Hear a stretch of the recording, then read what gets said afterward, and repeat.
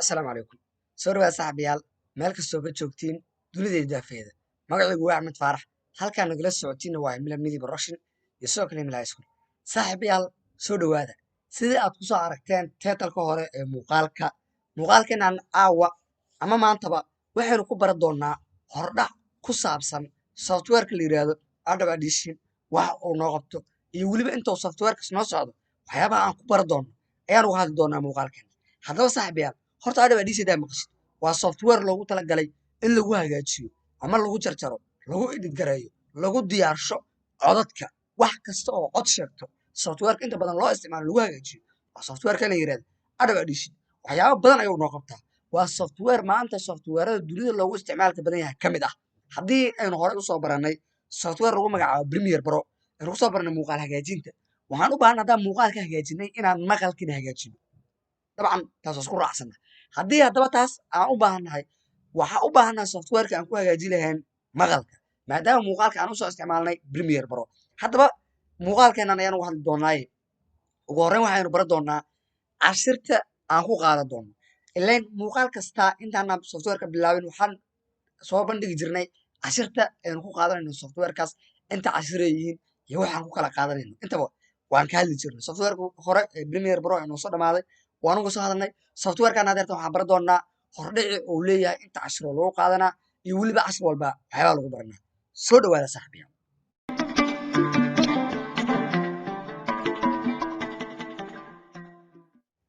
hagaag haddaba saaxiibayaal, cashirkeena koowaad ee software-ka lagu magacaabo Adobe Audition waxaynu ku baran doonaa sida loo soo degsado software-ka loona install gareeyo computerkaaga loogu shubto. Cashirkeena koowaad ayaan ku baran doonaa. Cashirka labaad waxaan ku baran doonaa sida ugu horreynta loo saxo software-ka lagu magacaabo Adobe Audition. Ilaa software markaan la soo degnay wuxuu u baahan yahay sixid, tuulalkiisa iyo wixiisa dhan in la saxo ayuu u baahan yahay. Qaabkii aanu sixi lahayn ayaan cashirkeena labaad ku baran doonaa. Cashirka saddexaad waxaynu ku baran doonaa sida loo soo gelsho cod iyo sida loogu duubo cod software-ka lagu magacaabo Adobe Audition. Asaga gudihiisa cod waa ku duubi kartaa, cod hore ku diyaarsanaayna waad soo geli kartaa. Weliba codadkaas aad soo gelididna dhexdiisa ku edit garaynaysaa, midka aad duubata hadeertaan iyo kii maartay aad marka soo gelidid mid kastoo ahaadaba cods waxaa ku edit garay doontaa software-ka lagu magacaabo Adobe Audition. Oo cashirkeena saddexaad ayaan qaabka loo soo gelshay iyo qaabka loogu duubaba uga bagi doonaa. Cashirka afraad waxaynu ku baran doonaa sida codka loogu jarjaro software-ka lagu magacaabo Adobe Audition. Haddaan cod soo gelina ama aan soo record garaynaba qaabkii aan u jarjari lahayn ayaan cashirkaan ku baran doonaa, oo codadkeena kuwo isku aadan oo sax aan uga dhigi lahayn. Software-ka inta badan waxaa isticmaala warbaahinta.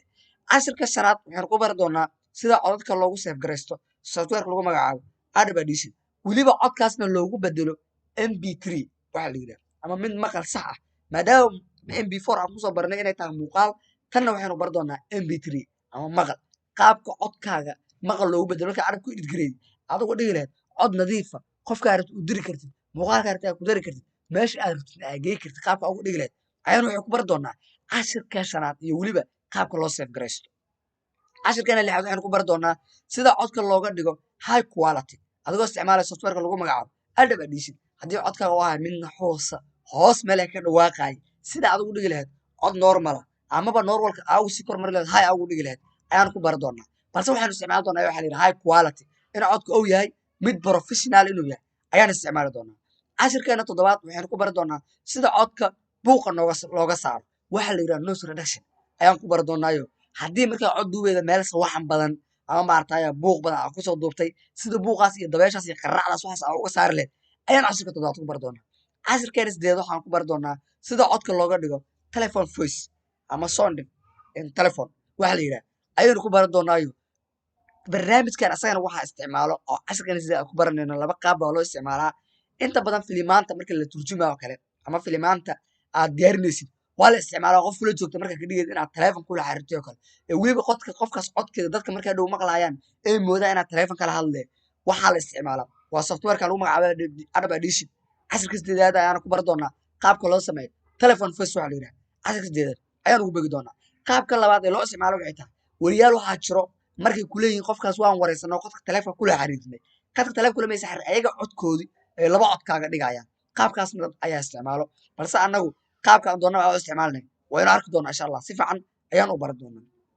Cashirkeena sagaalaad waxaynu ku baran doonaa sida barnaamijyada warbaahinta loogu diyaarsho software-kan. Haddaba barnaamijyada diyaarin doonana waxaa ka mid ah barnaamij la yidhaha dhambaalka iyo salaamaha barnaamij la yidhaha waxaa sidoo kale ka mid ah barnaamij la yidhaha fanka iyo suugaan iyo weliba warar qaabka loogu diyaarsho barnaamijyadaas oo dhan softwarekan ayaan arki doonaa softwarekan horey waxaa idinkugu soo sheegay inuu ka mid yahay softwarada loogu isticmaalka badan yahay dunida bal haddaba qaabka ay warbaahintu u isticmaasho iyo qaabka ay istuudiyaashu u isticmaalaan qaabka qof walba ay u isticmaashaba waan ku tegi doonaa softwarekan cid ka maaragtay ma jirto ama warbaahin ahaw ama maaragtay qof kale wax kale isticmaal ahaw waa software inta badan la isticmaalo waa cashirkana tobanaad aan cashirka ugu dambeeya softwarekan ku baranayno ayaan wax ku bari doonaa sida codka loo saaro background music waxaa la yidhahdaa bal haddaba haddii aniga aan rabo qaybtan ugu dambeydo inaan gelsho cod yar ama hees yar ay hoosteeda maray sidaas waa ku samayn karaa saaxiibayaal qaybtan ugu dambeyda ee muuqaalka waxaad hadda ka dareemaysaa in hees yar ama muusig yar